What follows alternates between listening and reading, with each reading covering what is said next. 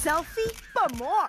Walang duda kung bakit binansagang selfie capital of the world ang Pilipinas. Mapa-celebrity man o ordinaryong Pinoy, hindi magpapaawat sa kaka-selfie. Kaya ang ilan, nababansagang GGSS or gandang-ganda sa sarili o gwapong-gwapo sa sarili. I don't like to judge those people who think that they are beautiful because I believe na ang pagiging maganda ay kailanman hindi makikita po ng ordinaryong mata. Ang pagiging maganda ay pagiging maganda ng puso at kaluluwa. Pagiging maganda po ay hindi po yung physical, hindi po yung kung ano po yung nilalagay mo sa mukha mo. Ito yung ginagawa mo sa isang tao para magustuhan ka niya. Sa tingin ko, yun po ang pagiging maganda at para magustuhan ka nila.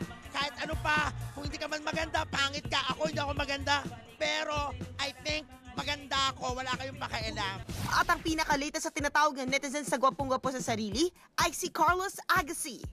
Mga connections, of course, andito ngayon sa Brasas Latin American Street Food para interviewin ang napakalaki ng braso, of course. My good friend, Carlos Agassi. Hello! Ano ba ang formal natin? Hug naman dyan. Ayan, Carlos. First question ko kasi ang daming nagtatanong ng mga netizens kung kailan ba balak mag-settle down ni Carlos? Actually, right now kasi I'm single. I'm out dating, but to settle down, parang hindi pa. Malayo pa. Pero I want a kid. You want a kid? Pero you don't need a wife naman to have a kid, di ba? Pwede naman. Pero kailangan pumayag sila, di ba? Kasi baka mamaya di ko na makita. And ito naman, merong konting intriga. Kasi alam mo naman, lalapitin ka ng mga babae. At ng mga Becky alike. And may mga chismis dati, di ba, na meron kang mga lumalapit na benefactor daw. So hanggang ngayon ba, meron pa rin ba lumalapit sa'yo? It's flattering. Lalo na kung mabait naman sila, educated naman. But di mawawala yun. Yes, yes. I just take it na flattered na up to this day, you still get offers my age. Oo naman. Hindi naman ako papayag na wala naman pasapon ng isang abs. Konti lang naman. Hindi ka pa sasama sa gym para workout tayo? Ay, mag-workout na tayo ngayon? Sige, Yes. go! Doon natin pakita, di ba? Tinawag ng netizens sa gwapong-gwapo sa sarili si Carlos Agassi dahil sa mga pictures niyang naka-topless sa Instagram account. At syempre, mga connections, change location kami, hindi kompleto ang aking interview with Carlos Agassi kung wala ang kanyang gym na nasa bahay niya mismo.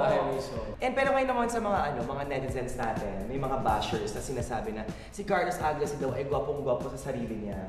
Ano masasabi mo doon? Wala na po tayong magagawa kung gano'n, di ba? Ay, gwapo ka talaga, ganun talaga Hindi, pero everybody is open to their opinion. Yes, so, yes. kung opinion po nila yun, wala na po akong magagawa. Yes. Tanggapin ko po yun, especially na nasa public, Yes. public property.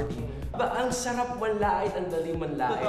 Pero you keep your mouth shut or you say something constructive to help the person, yun ang mahirap gawin. Doon ako bilib sa mga tao, umaamin na, wow, idol ko yan kasi galing niya sa fitness, sa lifestyle. Yun yung mahirap, yung manlait, madali lang yun. At saka may nagsabi sa akin na ang meter para malaman kung in ka pa rin, pinag-uusapan ka, sikat ka, kung may bashers ka. Correct. The moment na wala kang bashers, you're not interested. Yes, and that's a necessary evil kasi bashers, ang treatment ko sa kanila, they're confused admirers. Exactly. Yes. Confused admirers. Tama. Dahil dyan, hindi na pinag-usapan natin pagtatapos sa mga bashers. Pa-abs ka naman! Abs naman tayo. One, Ito two.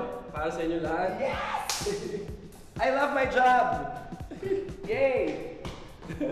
Hug. Ito na, workout tayo. Paano? Okay, ito. There's my steps. Exhale. Inhale. Exhale down. Inhale. Okay.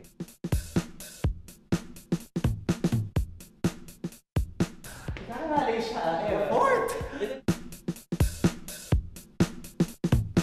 Basta yung nilutingan sa akin parang awkward. Grabe na yung pawis ko. Thank you, Carlos. Thank you. O, diba, free workout session. Salamat na marami.